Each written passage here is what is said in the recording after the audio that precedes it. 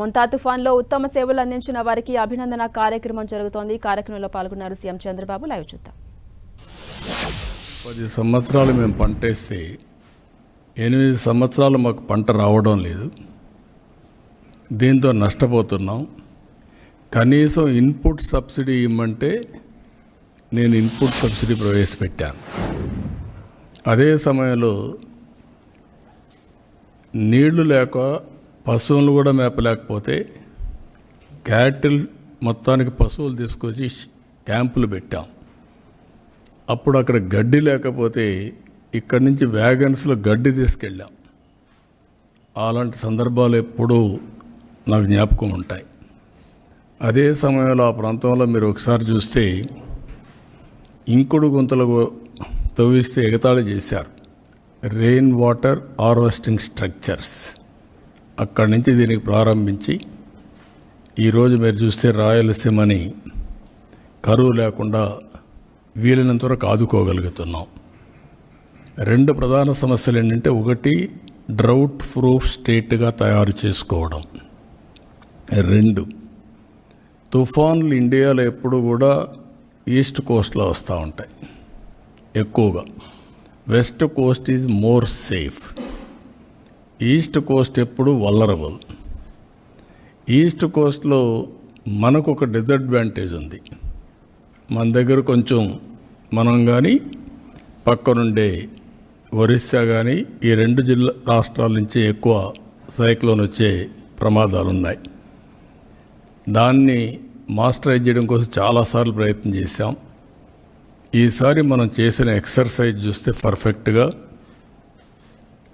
ఏదైతే data lake ఒకటి తయారు చేస్తున్నాం, అవేర్ ఒకటి పెట్టి రియల్ టైం డేటా కలెక్ట్ చేస్తున్నాం.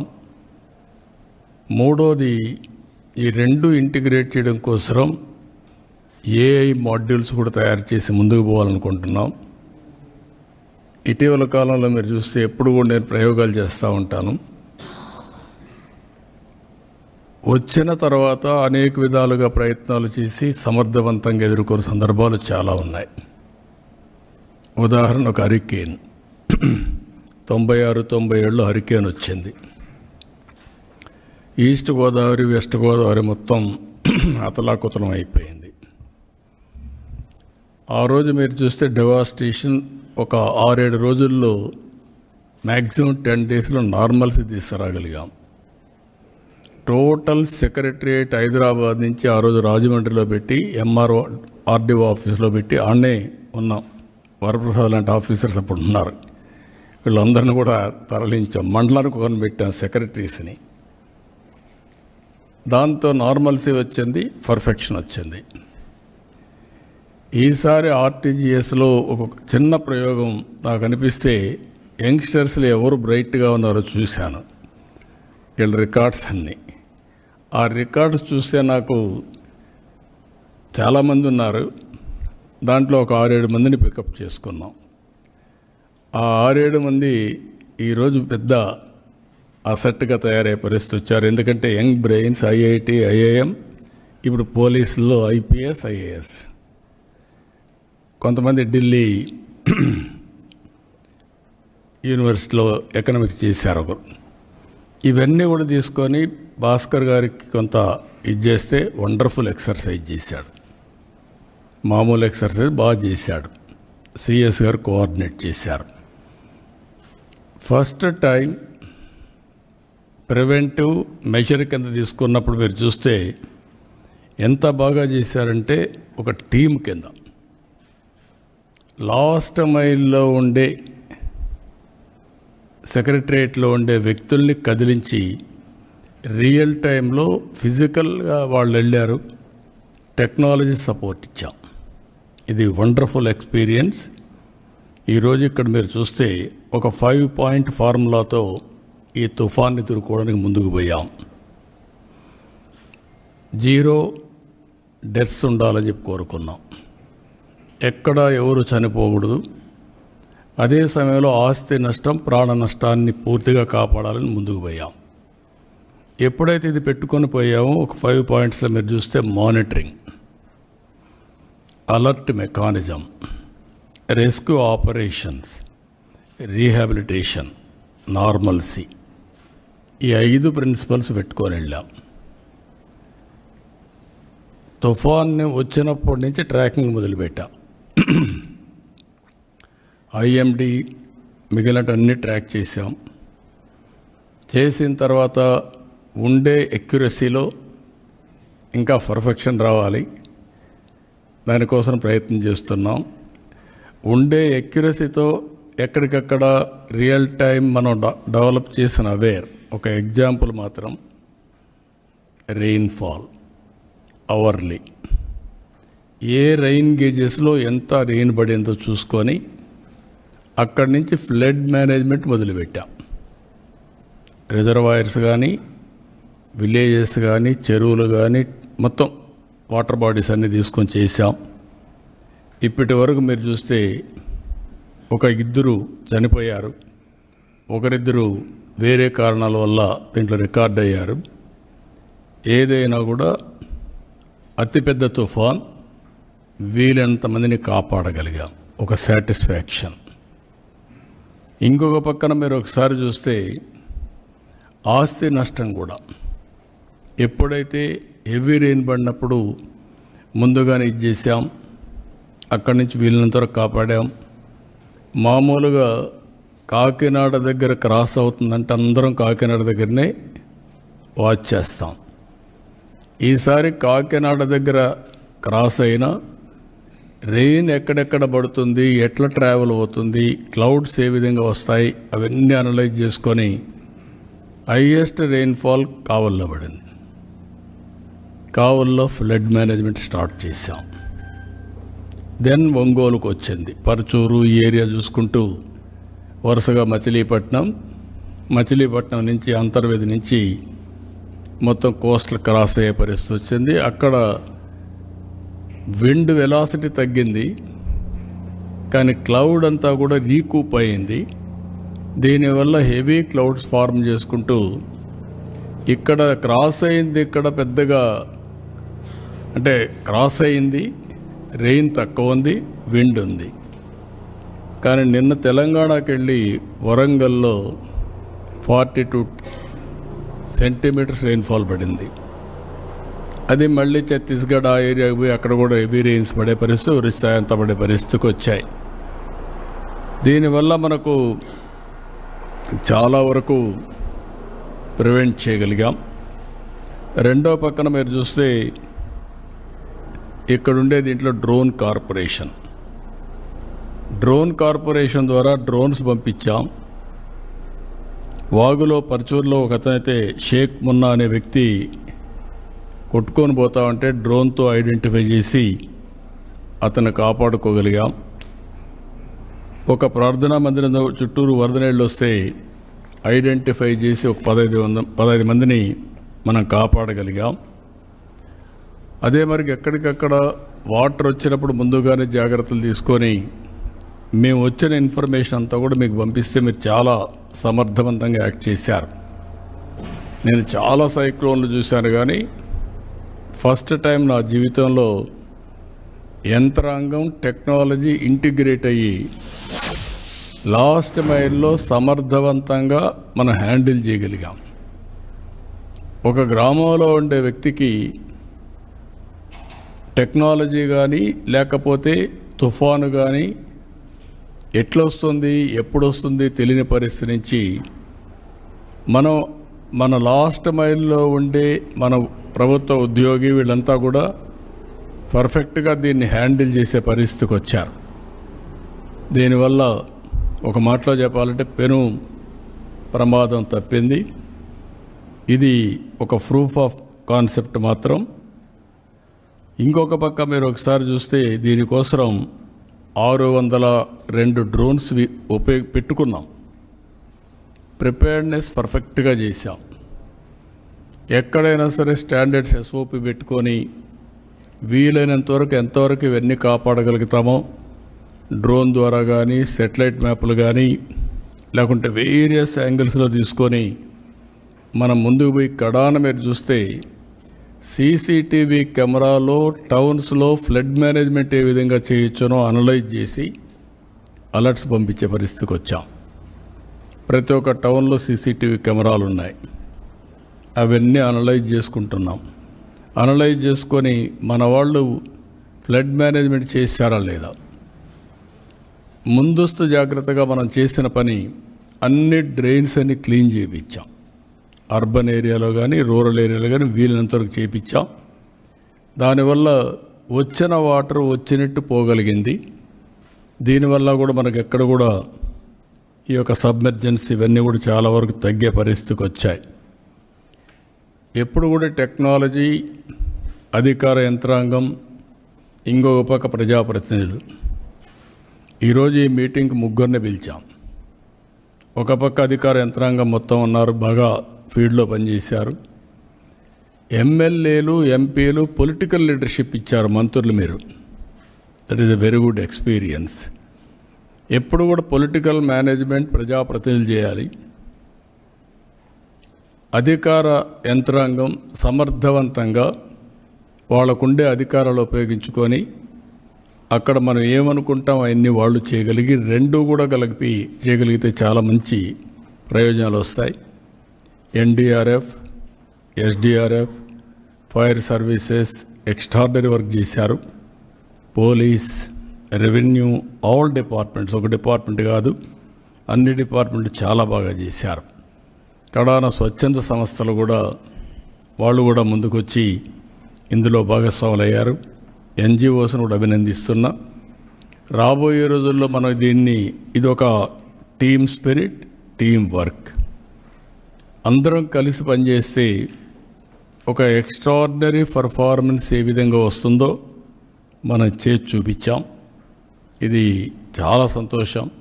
మిమ్మల్ని అందరినీ నేను ఈరోజు సాయంత్రం లండన్కి వెళ్తూ ఉంటే లేట్ అయితే కరెక్ట్ కాదు, మిమ్మల్ని రికగ్నైజ్ చేయాలి. మిమ్మల్ని రికగ్నైజ్ చేయడమే కాదు, రాష్ట్రానికి ఒక మెసేజ్ పంపించాలి. మనం చేసిన పని ఒక స్ఫూర్తిదాయకంగా ఉండడం ఒక ఆస్పెక్ట్ అయితే, ఈ స్ఫూర్తిని ప్రజలు కూడా అందుకోవాల్సిన అవసరం ఉంది. మనం చేసిందంతా ప్రజల కోసం చేశాం. ప్రజల్లో కూడా భవిష్యత్తులో వాళ్ళు ఒక బాధ్యత తీసుకొని కొంతమంది వాలంటీర్స్గా తయారు చేయాల్సిన అవసరం ఉంది. ఏ ఈవెంచువాలిటీ వచ్చినా, ఏ పెద్ద సైక్లోన్ వచ్చినా, లేకుంటే ఇంకొక విపత్తు వచ్చినా ప్రజల సహకారం ఉంటే చాలా ఈజీగా అవుతుంది. నిన్న మొన్న మీరు చూస్తే నేను చాలాసార్లు చూశాను. ఒకప్పుడు ఏదైనా ఇన్సిడెంట్ జరిగితే లాస్ట్ మైల్లో చెప్పాలంటే మనం టామ్ వేసేవాళ్ళం ఊర్లో పోయి. ఆ రోజుల నుంచి చూసా. తర్వాత నేను అందరికీ వాస్తవాలు చెప్పాలంటే హరికేన్ తుఫాన్ అప్పుడు పేపర్లో అడ్వర్టైజ్మెంట్ ఇచ్చా. అప్పట్లో ఆ అడ్వర్టైజ్మెంట్ ఏమనంటే, మీ అందరికీ ఇన్ని కేజీల బియ్యం ఏదేది ఇస్తున్నాం అన్నీ వేసి ఎవరైనా ఇవ్వకపోతే చొక్కా పట్టుకొని తీసుకోండి అని ఆ రోజు నేను అడ్వర్టైజ్మెంట్లు రాశాను. ఇదే మరి రాశాను. అంటే ధైర్యం ఇవ్వడానికి, గట్టిగా అడగండి, డిమాండ్ చేయండి, ఇట్ ఈజ్ యువర్ రైట్ అని చెప్పి చేయించాం. ఈరోజు పంచాయతీలో మన ఆఫీస్ మీద ఒక సిస్టమ్ డెవలప్ చేశారు, అలర్ట్ సిస్టమ్ డెవలప్ చేశారు. ఇక్కడి నుంచి మెసేజ్ పంపిస్తే ఏ పంచాయతీకి కావాలంటే స్ట్రక్చర్డ్ మెసేజ్ అక్కడ అనౌన్స్మెంట్ వస్తుంది. ఒక 24 పైలట్లు పెట్టారు. దానికి 3 లక్షలు అవుతుంది. ఇప్పుడు దాన్ని మాస్టరైజ్ చేసి 2 లక్షలకో ఎంత అవుతుందో వర్కౌట్ చేయమన్నాను. వల్నరబుల్ ప్లేసెస్లో పెట్టుకోగలిగితే భవిష్యత్తులో అక్కడ పోయి చెప్పాల్సిన పని లేదు. ఇక్కడి నుంచి అలర్ట్స్ కూడా మనం చెప్పే పరిస్థితి వస్తుంది. టెక్నాలజీ చాలా మెచ్యూరిటీ వచ్చింది. నేను చాలాసార్లు మీకు ఒక మాట చెప్పాను, we are all in a inspiring time. దానికి మెయిన్ కారణం ఏంటంటే, ఒక పక్క డేటా లేక్ ద్వారా డేటా అంతా ఉంటుంది, హిస్టారికల్ డేటా, ప్రజెంట్ డేటా. ఏదైతే ఈరోజు అవేర్ ద్వారా real time 42 parameters real time data వస్తుంది. రెండు ఇంటిగ్రేట్ చేసి ఏఐ ఉపయోగించుకొని, లేకపోతే క్వాంటమ్ కంప్యూటర్ కూడా ఉపయోగించుకుంటే రియల్ టైం అనలిటిక్స్ చేసి right decision, right solution last మైల్కి రియల్ టైం పంపించడానికి వాట్సాప్ గవర్నెన్స్ ఉంది. అది కూడా మనం 750 సర్వీసెస్ వాట్సాప్ గవర్నెన్స్లు ఇచ్చే పరిస్థితికి వచ్చాం. This is where. అందుకే మిమ్మల్ని అందరినీ కూడా ఎప్పుడు అంటూ ఉంటాను, ఇంకా హార్డ్ వర్క్ చేయడం కాదు, స్మార్ట్ వర్క్ చేయడం చాలా అవసరం అని. దానికి ఇది నాంది పలికింది. ఇలాంటి బ్రహ్మాండమైన ప్రయత్నం చేసినప్పుడు దీనికి సహకరించిన మిమ్మల్ని అందరినీ, భాగస్వాములైన మిమ్మల్ని అందరినీ మనస్ఫూర్తిగా అభినందించి రాష్ట్ర ప్రజల తరపున మీకు కృతజ్ఞతలు తెలియజేయాలనే ఉద్దేశంతోనే ఈ కార్యక్రమాన్ని పిలిచాను. దీనికి మీ అందరికీ మరొక్కసారి మనస్ఫూర్తిగా అభినందిస్తూ, నేను ఇక్కడ జనసేన, మీరు ముందుకు రండి, ముందు కూర్చోండి. నేను మిస్ అయ్యాను. బీజేపీ వాళ్ళు ఎవరైనా ఉన్నారా? నువ్వు ఒకడే ఉన్నావా? రా ఇట్లా. రామకృష్ణ అండి, రామకృష్ణ అండి, ముందుకు రా.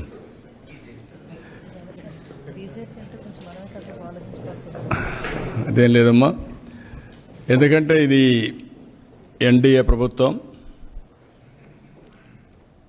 నేను మిమ్మల్ని, అధికార యంత్రాంగాన్ని, ఒక ముఖ్యమంత్రిగా మిమ్మల్ని అప్రమత్తం చేశాను. పార్టీ అధ్యక్షుడిగా తెలుగుదేశం నాయకుల్ని, కార్యకర్తల్ని లాస్ట్ మూమెంట్ వరకు అప్రమత్తం చేశాను. ఎన్డీఏ కన్వీనర్గా ఇటు పవన్ కళ్యాణ్ గారిని ఎప్పటికప్పుడు సమన్వయం చేసుకుంటూ మేమిద్దరం అదే మరిగా జనసేన బీజేపీతో కూడా సమన్వయం చేసుకున్నాం. ప్రధానమంత్రి గారు నాకు ఫోన్ చేసి ముందు 2 days మునిపే ఫోన్ చేశారు, 1 day మునుపు ఫోన్ చేశారు. అన్ని జాగ్రత్తలు తీసుకున్నారంటే డెఫినెట్గా తీసుకున్నామండి, ఎక్కడ ప్రాణ నష్టం లేకుండా అన్ని ప్రయత్నాలు చేస్తున్నామని చెప్పాను.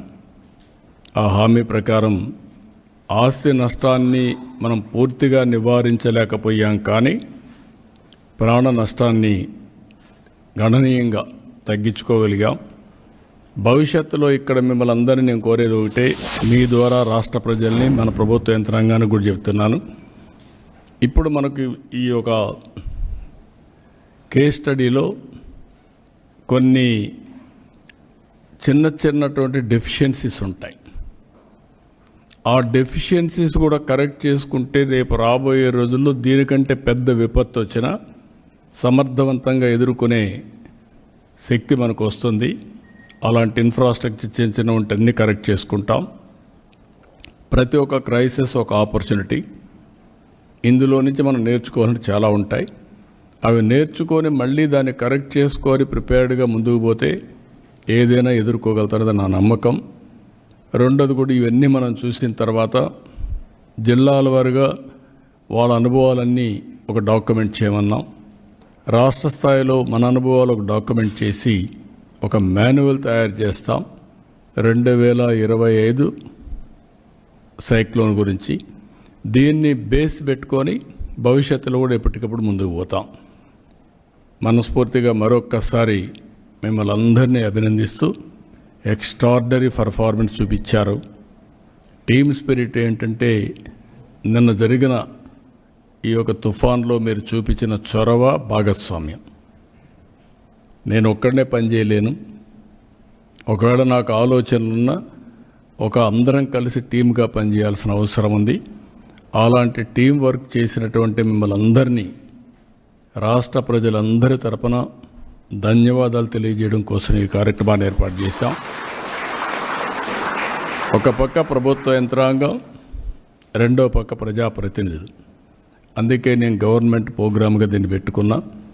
రేపు రాబోయే రోజుల్లో పార్టీ పరంగా అవసరమైతే ఎవరైతే కార్యకర్తలు బాగా పనిచేశారో వాళ్ళని కూడా అభినందిస్తాం. రాను రాను వాలంటరిజం పెంచాలి. సమర్థవంతమైన నాయకత్వం, పొలిటికల్గా బ్యూరోక్రసీ 2 దిక్కలు తీసుకురాగలిగితే మంచి ఫలితాలు వస్తాయని చెప్పి తెలియజేసుకుంటూ మరొక్కసారి మీ అందరికీ అభినందనలు. Congratulations, wonderful work. ఇది ఎప్పటికి కూడా ముందుకు తీసుకుపోవాల్సిన బాధ్యత మన మీద ఉంది. తీసుకుపోయేదానికి అందరూ సహకరిస్తారని చెప్పి ఆశిస్తూ, చాలామంది పనిచేశారు, అందరినీ పిలవలేం.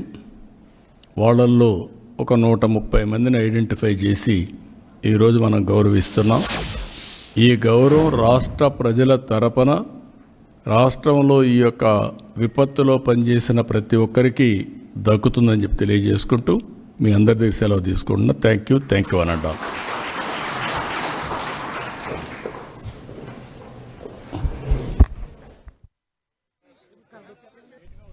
ఏపీ సీఎం చంద్రబాబు నాయుడు మొంతా తుఫాన్ సమయంలో అన్ని డిపార్ట్మెంట్స్ కూడా సమన్వయంతో పనిచేయడం వలన, టెక్నాలజీని ఉపయోగించడం వలన జరగాల్సిన నష్టాన్ని చాలా వరకు తగ్గించామని అభినందనలు తెలియజేశారు.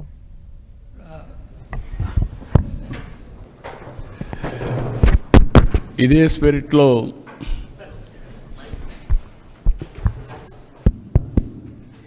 జిల్లా లెవెల్లో ఎవరైతే బాగా పనిచేశారో దీని తర్వాత జిల్లా కలెక్టర్స్ అంతా కూడా ఐడెంటిఫై చేసి వాళ్ళని కూడా జిల్లా లెవెల్లో మినిస్టర్ గారు అదే మరి కలెక్టర్ ఇద్దరు ఐడెంటిఫై చేసి వాళ్ళకు కూడా సన్మానం చేయాల్సిందిగా, వాళ్ళని గౌరవించాల్సిందిగా ఆదేశిస్తున్నా. CS will coordinate.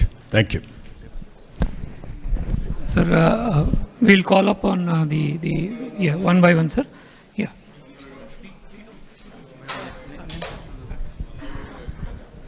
Sir, Water Resources Department nunchi first public representatives. Yeah, fast. Okay. Mundu list public representatives list. Sir, ఇది స్టార్ట్ చేస్తాం.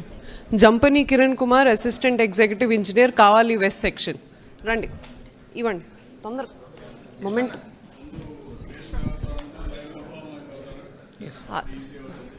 నేను మొమెంటో అండ్ సర్టిఫికేట్ మీరు లైన్లో ఫామ్ అవ్వండి. యా.